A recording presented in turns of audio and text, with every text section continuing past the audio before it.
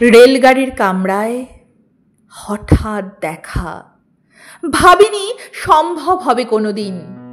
আগে ওকে বারবার দেখেছি লাল রঙের শাড়িতে, ডালিম ফুলের মতো রাঙা। আজ পড়েছে কালো রেশমের কাপড়, আঁচল তুলেছে মাথায়, দোলন চাপার মতো চিকন গৌড় মুখখানি ঘিরে। মনে হলো কালো রঙের একটা গভীর দূরত্ব ঘনিয়ে নিয়েছে নিজের চারদিকে, যে দূরত্ব সর্ষে ক্ষেতের শেষ সীমানায়, শালবনের নীলাঞ্জনে। থমকে গেল আমার সমস্ত মনটা। চেনা লোককে দেখলেম অচেনার গাম্ভীর্যে। হঠাৎ খবরের কাগজ ফেলে দিয়ে আমাকে করলে নমস্কার।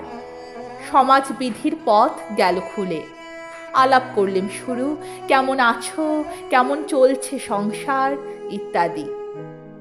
সে রইল জানালার বাইরের দিকে চেয়ে, যেন কাছের দিনের ছোঁয়াচ পার হওয়া চাহনিতে। দিলে অত্যন্ত ছোট দুটো একটা জবাব, কোনোটা বা দিলেই না। বুঝিয়ে দিলে হাতের অস্থিরতায় কেন এসব কথা, এর চেয়ে অনেক ভালো চুপ করে থাকা। আমি ছিলাম অন্য বেঞ্চিতে ওর সাথীদের সঙ্গে। এক সময়ে আঙুল নেড়ে জানালে কাছে আসতে। মনে হলো কম সাহস নয়। বসলুম ওর এক বেঞ্চিতে। গাড়ির আওয়াজের আড়ালে বললে মৃদুস্বরে, কিছু মনে করো না, সময় কোথা সময় নষ্ট করবার।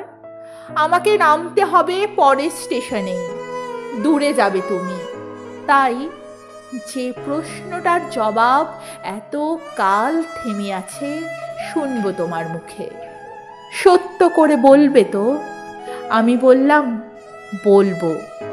বাইরের আকাশের দিকে তাকিয়েই শুধলো, আমাদের গেছে যে দিন, একেবারেই কি গেছে, কিছুই কি নেই বাকি।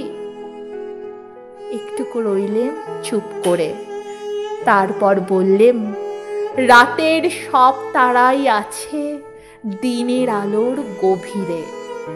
খটকা লাগলো, কি জানি বানিয়ে বললেম নাকি। ও বললে, থাক এখন যাও ওদিকে। সবাই নেমে গেল পরের স্টেশনে, আমি চললেম একা। দরেরা দরেরা রা রা